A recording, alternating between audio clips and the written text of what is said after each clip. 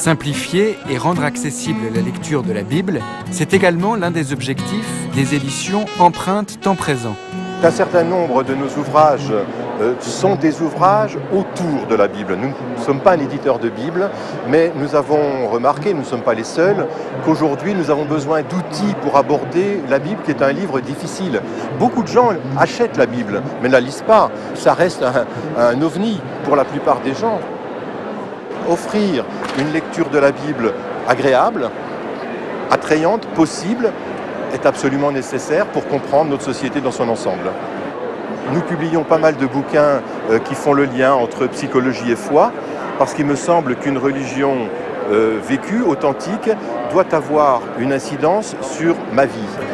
Une religion qui serait purement extérieure à moi, c'est vrai, ne présente pas beaucoup d'intérêt aujourd'hui.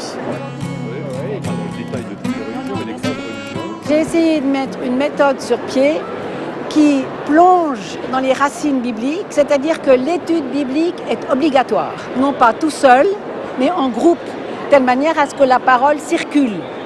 À partir de là, on mettait en pratique les techniques des conteurs dits profanes, c'est-à-dire le découpage du texte, la mise en scénario et l'oralité.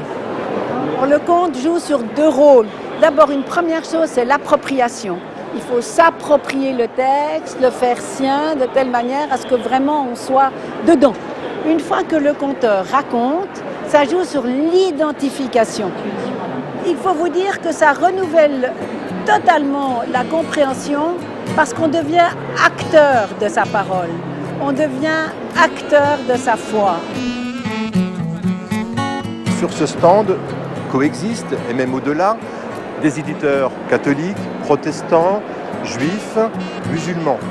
Et je pense que s'il y a bien un message que les religions doivent apporter au monde, c'est que ceci est possible. Tout l'enjeu est là. Les religions se déchirent un peu partout. Ici, elles s'unissent pour travailler ensemble, apporter un message qui n'est pas tout à fait le même, mais qui est le message de la fraternité. Et ça me semble tout à fait nécessaire.